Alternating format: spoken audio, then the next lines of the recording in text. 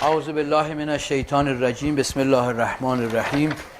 We are on 29th August 2010 and we are having session number 2 of MNC2 Group A.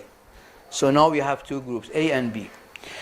So I continue my lecture of last week, which I spoke about. Remember what we spoke about? Wojood, or existence.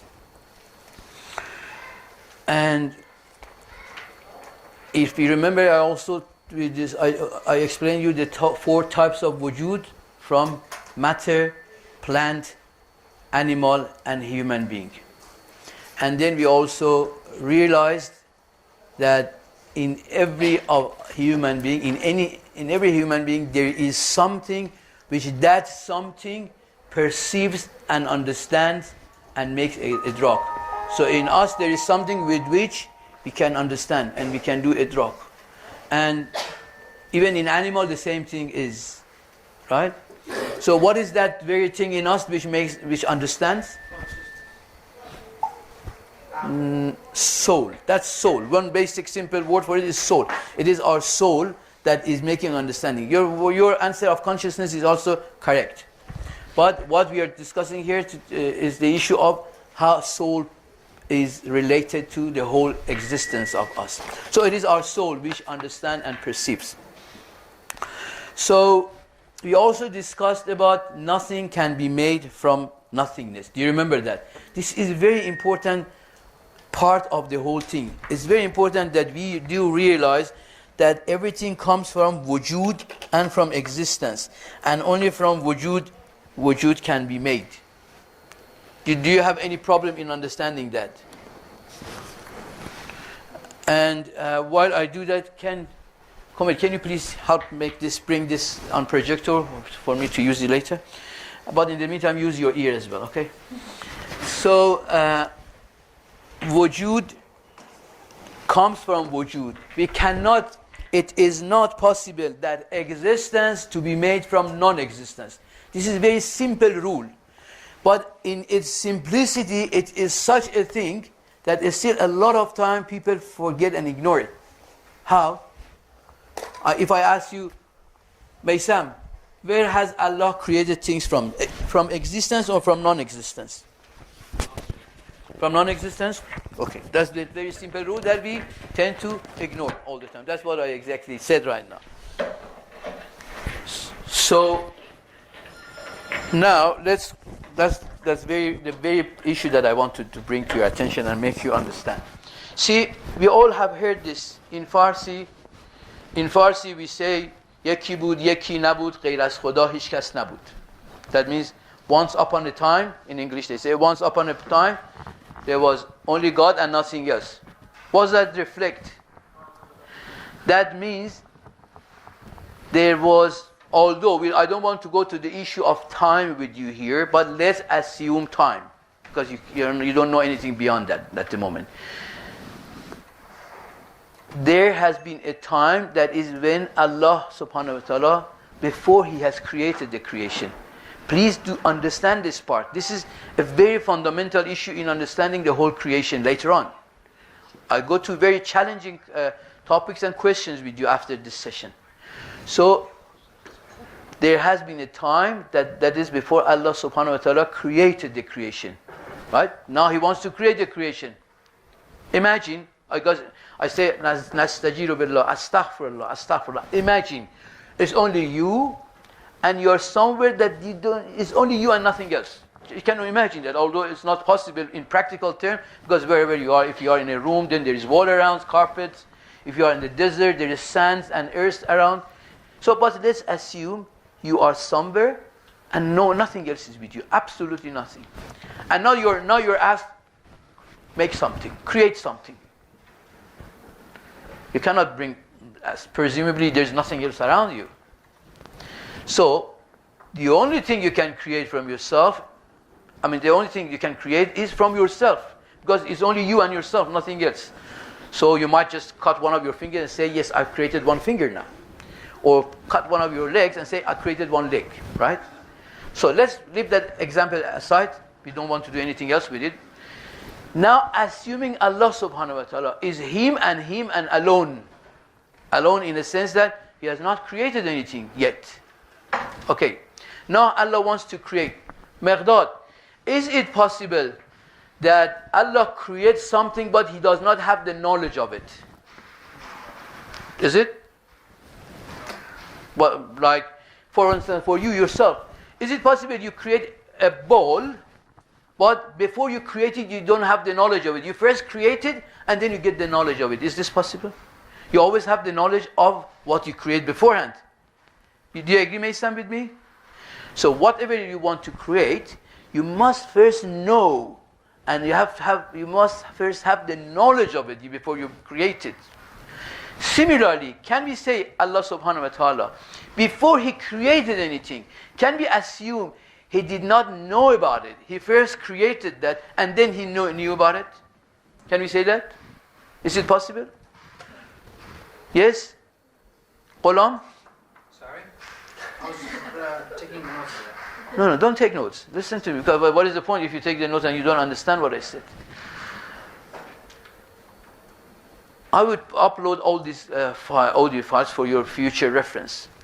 So, is it possible in any way that Allah subhanahu wa ta'ala creates something without having the knowledge of it before? Is it? No. So basically it's very simple fact. You don't need to have a very philosophical mind to think, to know that Allah first knows something about something and then He creates it. You agree? Okay. So now it's Allah subhanahu wa ta'ala and He has not created anything. And He wants to create. And when there is nothing other than Allah. If we assume that Allah creates things from nothingness, because this is what Mason's suggestion was, that Allah has created things from nothingness. So now Allah has not created yet, but first He has to have the knowledge of it before, right? We accepted that Allah first has to have the knowledge of it, then create it. So when there is nothing other than Allah, so is Allah's knowledge on nothingness? Because that thing has not come out yet, has not been created. So Allah has not created yet, and He wants to create. If we assume, thank you very much, Komil. If we assume that Allah creates from nothingness, that means the knowledge of Allah is about nothing at the moment. Can that be? Can Allah has knowledge of nothing? See, the moment, if there's any paradox like that, I would call it a childish paradox like that. That say, how can we say Allah cannot have the knowledge of nothing? Because nothing, it does not even exist. It doesn't go against Allah's might or Allah's ability. Nothingness is nothing. You have to realize, you have to first understand the definition of nothing. Nothing is something which does not exist at all anywhere. So there is not any area or domain, you say this area is an area of nothing and this area is the area of things.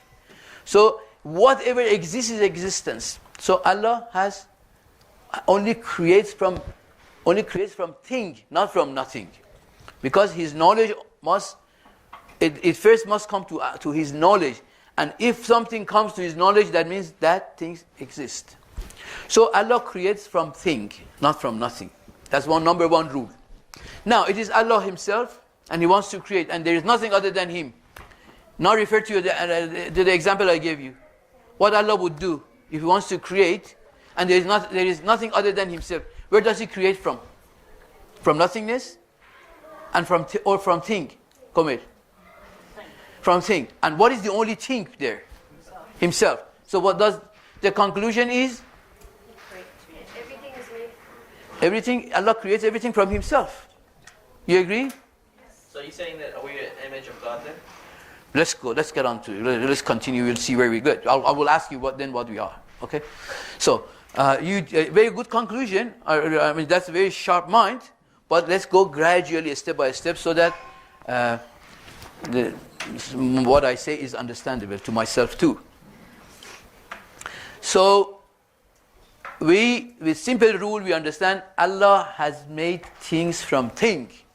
That's one. We say they call it in philosophy. They call it So Kubra and Sughra, and then conclusion. Kubra is Allah has created everything from thing. Second, which is called Sughra, that Allah is the only thing. And the conclusion is, what is the conclusion? No one knows? That Allah has created everything from Himself. That's the conclusion. Okay. Now I want to see how Allah has created everything from Himself. There are we can think different ways that Allah to have created the whole creation from Himself. Miqdad, one way is just like the example I gave about the person who wants to create something. We say, God forbid, excuse me, as an astajiru billah, astaghfirullah, I'm assuming, it's only assumption. Allah cut something from Himself. Say, okay, this part of me becomes the creation. Take it and show it, say, become the creation. Is that possible? Yes, Zakir? Why? Why not? We can assume Allah is what? You assume right now. Ahsan. Allah salawat for Arifa. Allahumma salli ala Muhammad wa ala Muhammad. We cannot assume Allah is divisible. Because you see there is another principle here that we have to learn. If Allah is, we call that Allah is basit. Basit means something which is not divisible. Right? That means it does not have any compound. There is no tarkib. Right? Allah does not have any tarkib. Because if Allah is more than one thing, if Allah is made of two things, because see the moment you assume Allah is divisible, then you have to assume a part of Allah, whatever it be, is you are able to separate it from Allah. The moment you do that, then you have accepted that Allah is two things that were stuck together, they become one thing. Okay? If you assume you can detach something from Allah, then you have also assumed Allah is made of two things. And what is the problem with having Allah being two things? What is the problem with that? The problem with that is when there are two things make one thing, to make the same thing, that means that one thing, which is a combination of those two things, need those things. That means Allah needs the other part. Because if that part is to take away from Allah, imagine, astaghfirullah, imagine I'm Allah and you take one finger out of me. That means I needed this finger when it was here, that it made me as Saeed Bassam. So the fact that you are able to detach one thing from me, that means I have had something that I needed that. And need is against the idea of Allah. Allah does not need anything. So He cannot be made of two things. Because if He was made of two things, then He would have needed those parts to make Him what He was. So Allah is only absolutely one. That oneness of Allah is this very important thing. Yes? Like when you mean like two parts, is that like physically? Whatever. You can whether you think physically or whether you think spiritually. Even spiritually, if Allah was two things, that means He would have needed that part to make Him what He is, which is against the idea of Allah. Allah does not have any need. Okay? You listen to what I said and you ponder upon it later on. This is a very important issue to make an understanding. So, what is the other way? So we cannot, then we reject the idea that Allah has made one of His part the whole creation from. What other idea exists? How else Allah can create? There's knowledge. No, what do you mean? Is knowledge apart? You think? Do you mean His knowledge became the whole universe? Was His knowledge and Him two different things or one thing? One thing. So that means then how did it work? No, kun fayakun it only says how Allah creates. It doesn't say. It only says. Allah says be and it becomes. It does not solve the problem. Where has Allah made the creation from? How has He made it from Him? What did you say, Maysan? No, you said something from when I said wait until we go together. Where the image of them? Image of Him. Sorry? What if Allah created from His essence? So it's not like a car, the essence of Allah. No, how? But that from his essence. Allah is not different from his essence. We accept that Allah is only one. Whatever you want to call it, essence or non-essence. How did he create from that? Yes, Ali. Like Allah could be like a universe, and we could be inside Allah. Inside Allah. Yeah. So Allah has inside and outside? No. No, that doesn't work. Because the moment you say Allah, inside Allah means there is something outside Allah. Yes. From his? From his? Ruh. No, how? Still, that means Allah it has ruh and something apart from ruh? There's two things or one thing? Okay, let's go to the closest I found that I want you to allow salawat for was Maysam. Say, allow salawat. Allahumma salli ala Muhammad wa alma. Said image, I wouldn't say image, but it's very close. In the sense that we call that tajalli or manifestation. Or sometimes Urafa have used image as well in a way. That's why I said you are closest, but basically the guts of the matter is in that image thing as well. That means, like when you say image of something, is still that thing has not splitted around, has not been devised. Okay, so what does that mean? This is the part that is very, very important and challenging, and it needs a lot of pondering to understand, because basically, any example I give is only physical and material example. Whereas we know in the creation of Allah, there is no material thing as like this. What has happened? It is. I give you the example of source of light.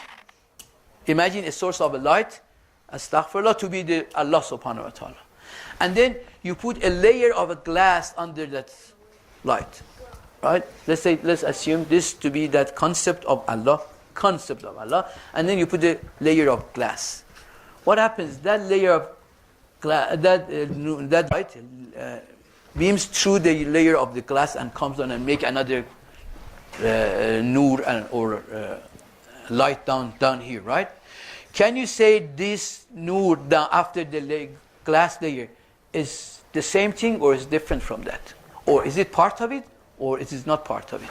Come here. It is that light underneath the layer of glass. Is it the same nur or it is not the same nur? It's a different nur, but it comes from that same place. But the nature of it is changed or not? No. So it is nur. What is the difference in it? What difference do they have? The intensity of it? Ahsan. Very good. The intensity of it becomes different only.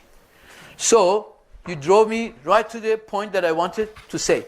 So when you put a layer of glass and that nur light comes and beams through this layer of glass, this light down here is the same nature. It's the same thing. You cannot even separate it. But it has got different intensity.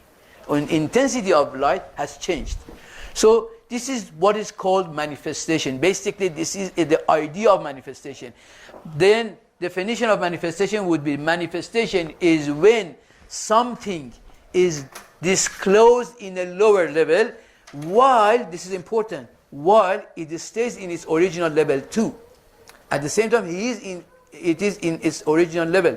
So, for instance, when you look at a drop of a rain, when it's raining, this is the drop of the rain. Look, let's assume this piece of paper is drop of the rain. When it comes down, this drop of the rain, when it's here, is no more here. Right? So that's a big difference. When it comes down here, it's no more here. Whereas in manifestation, the further it comes down, it stays in the originality of it is there. So if you put one layer of glass, and then the second layer of the glass, and the third layer of the glass, then imagine what happens now. So that nur, that light is beamed through the first layer, makes an area of nur here, beams through the second layer of glass, make another layer of nur Maysam, and then when it's come to the third level, it makes another layer of nur. But what are the differences, Maysam, between these three levels of nur lights? Intensity different. Is Ihsan. So, but is the nature different? Can you say this nur is not that nur? It is the same nur. Can you say, is this nur is the same nur? Only intensity is dropping and dropping and dropping. So, creation of Allah subhanahu wa ta'ala is by way of what is called manifestation, or this self-disclosure. And manifestation meant when something, this is, I want you to learn this because I'm asking you definitely this question. If not this time, maybe next time, or maybe this time too. You don't have to take a chance. So if manifestation means something lowering down is not physical, though our examples are all the time physical, but this is not, the issue really is not physical. When in the example of the light and the glass, although it is like this, you can say it this way. You can put the source of light like this and glass like this, so it has not come down vertically or physically. It has come down in its intensity. So when something comes down in its level and status and intensity, but while it is still up there, it shows another version of itself down. That is called manifestation. So, Maysam, you are right. We are the same.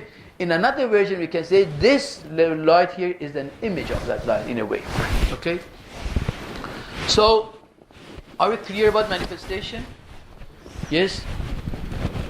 This is something that we will, because times here are not as such that I can talk too much about any concept.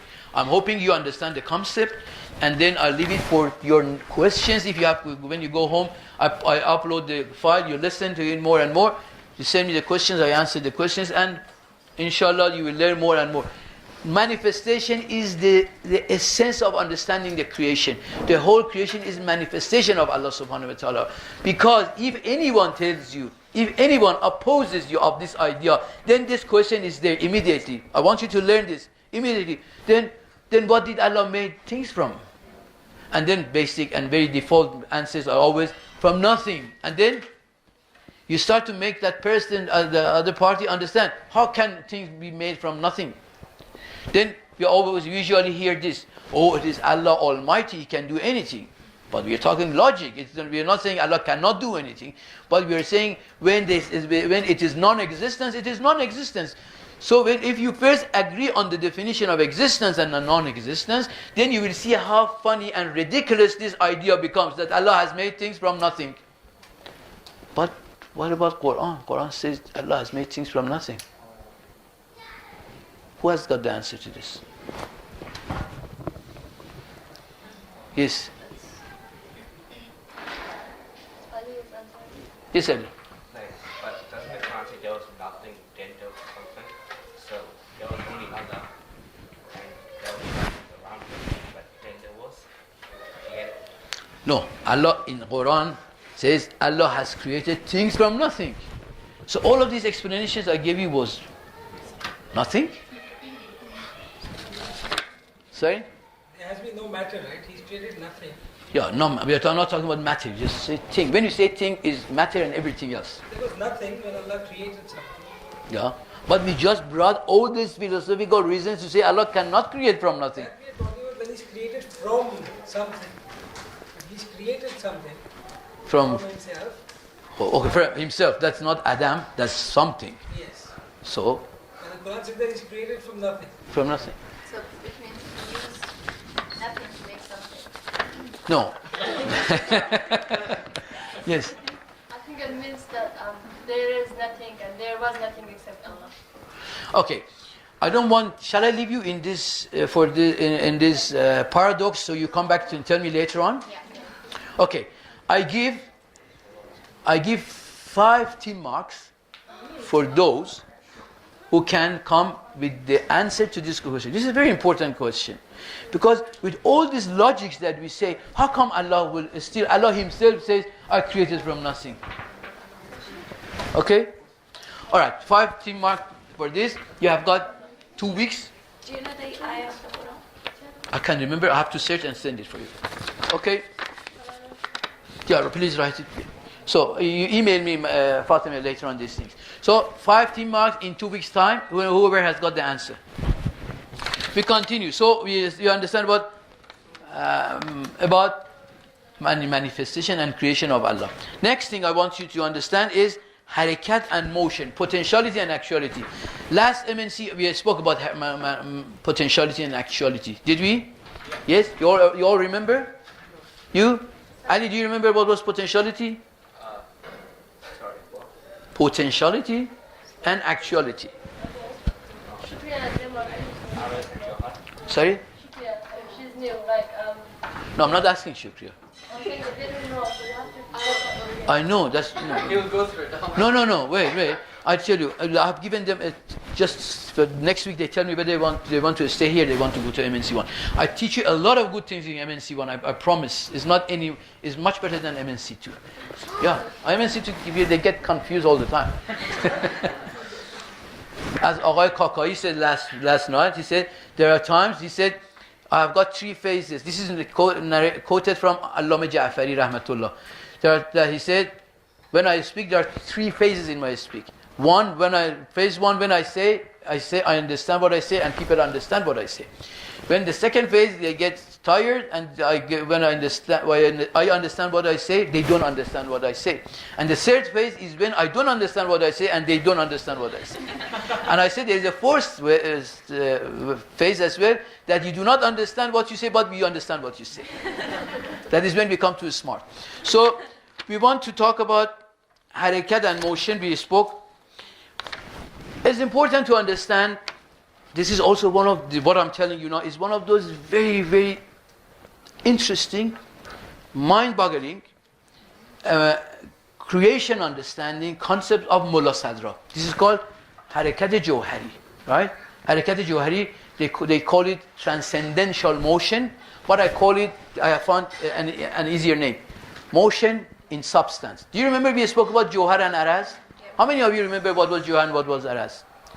Komil, what was Jawhar and Araz in nutshell? Quick. One is the physical attributes, and No, what is that? Aras, Yes? and Jawhar is the real meaning behind what that object is. Ahsan. So the real substance of anything, because I said, I give you that example again. I always give this example of my mobile. Poor my mobile has become the guinea pig. So this is, when you look at this, you see the araz. Araz means attributes in English. You see the dimensions, you see the color, you can see if it smells, you can see what it smells, you can taste it if it has any taste. All of these things that the 5 senses detect is called araz. But what is substance or Jawhar is what it really is. It is the communication device and portable, right? That cannot be seen by eyes, by ears, by taste, by tongue, by touch. You cannot understand that unless you only know this through your intellect. You should only use your intellect to understand what Jawhar is. So the Jawhar of this mobile is that the very meaning of it, which is understood and detected intellectually. But the araz or attributes of this is what you can only detect by your 5 senses. So you see the relationship of Jawhar and araz. So what we want to say now, today, we want to say how important is this harakat Jawhariya, motion in substance. Motion is substance or harakat Jawhari or transcendental motion. What is motion in substance? What does substance has motion? See, always at the beginning we have got problem in understanding this, because to us motion is only a physical motion. We only understand physical motion. I'm moving this, and that's the only type of motion you realize. But in the creation of Allah subhanahu wa ta'ala, there is another much more deeper and more consequential motion in the creation of Allah. That is motion in substance. Motion in substance is like what? If you look at the seed, right? When you put a seed under the earth, that seed starts to grow from the earth and grow up, and it grows on a stem and brings it up from the earth, gradually grows into leaves and gradually grows to flowers. This is called motion in substance. So what would be the definition of this, what I said? Definition of motion in substance is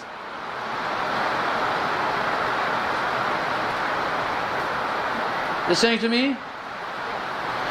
Definition of motion in substance is when something starts or goes or exits out from its potentiality to its actuality. What is potentiality and actuality in a nutshell? A seed has got an orange tree as a potential in it, but When it becomes an orange tree, it becomes actual. That is actual, you can see it. But before it becomes actual, when it's in a state of seed, what is it? Potential. So when something grows from this potentiality, in a state of potentiality, like a seed, when this seed exists from this potentiality and moves towards its actuality, that is called motion in substance. That is not only in seeds, it's only in human embryo. When an embryo of a human is made, in that embryo has got the ability to grow out of the potentiality that it has, and from a state of an embryo becomes a full human body like me, right? This is substance in motion. Zakir is clear? So what is the definition of motion in substance? Something comes out of its potentiality to Loudly. when something comes out of from its potentiality to actuality. So when something comes out from its potentiality towards its actuality, there is one more word I have to use here. Gradually. Gradually. When something comes out from its potentiality towards its actuality, gradually, that is the definition, I think, of either is Mullah Sadra himself or is definition of Aristotle. I can't remember, but anyway. So, when something grows from potentiality to actuality, gradually that is motion in substance. So, masalan, I give you an example. When you see a tree, an apple tree is growing, and then you come to a little flower bud, right? That flower bud starts to grow, become full flower, and gradually that full flower start to lose its leaves, flower leaves, or whatever it's called, and then gradually converts itself to a small apple, and then it starts to grow. Small apple starts to grow, becomes an apple. That is that very motion that the flower bud had the potentiality of becoming an apple. It gradually started its way out of potentiality, grew towards actuality and became an apple. Gradually it became an apple. But, I saw your hand, I'll tell you, I'll come back to you. But while this is what I want you to pay attention and understand. While this motion in substance was happening, that apple, apart from that, had other things which was called araz, because apple had araz or attributes too. So what is, Maysam, give me two attributes of that apple.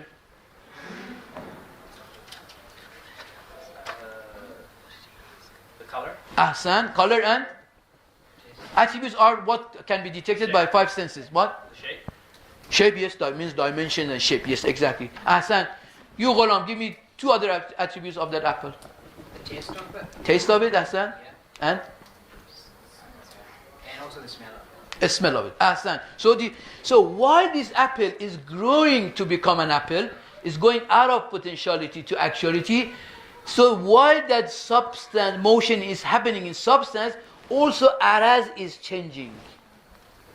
Also attributes are changing. It's growing from yellowish, pale color, gradually to a reddish color, and gradually to red, very staunch red, right? So what is that? Then what is this araz? What is this araz showing? What is this attribute showing? Before I say that, what did you want to ask, Ali? Oh, you answered it. Sir, I answered the question? Okay, that's a good lesson. So that means if you wait sometimes, you don't have to ask the question immediately. I answer your question. So when the attribute of that apple was changing, that attribute of apple was changing because Johar was changing, because substance was moving. So remember that. The attributes is very important to understand this, because this very simple concept reflects the whole creation. It reflects even Allah subhanahu wa ta'ala in the things that we talk. That araz, that attribute which was changing while the substance was in motion, that attribute was manifesting the substance. So attribute, although it is attribute, and although we take it very light and say, what is this? This is nothing, because It's only with the senses. It can be with sense we can detect it. But each attribute is manifestation of jawhar, of substance. When you see the apple becomes red, when that taste of the apple you taste, those are all showing the jawhar of the substance. So substance, you can never see the substance. You can never understand the substance in way of like that, unless you see a'raz of it. You see the attributes and you intellectualize or you intellect the real meaning of them. So a'raz is in a way manifesting the substance, or attribute is manifesting the substance. So we can say another word. I just say it and pass. This is too much for you. You don't ask any question. Those who want to ponder upon it. So you can say Allah subhanahu wa ta'ala. You can consider Allah subhanahu wa ta'ala. In philosophical terms, they don't say it. This is quite a spiritual saying.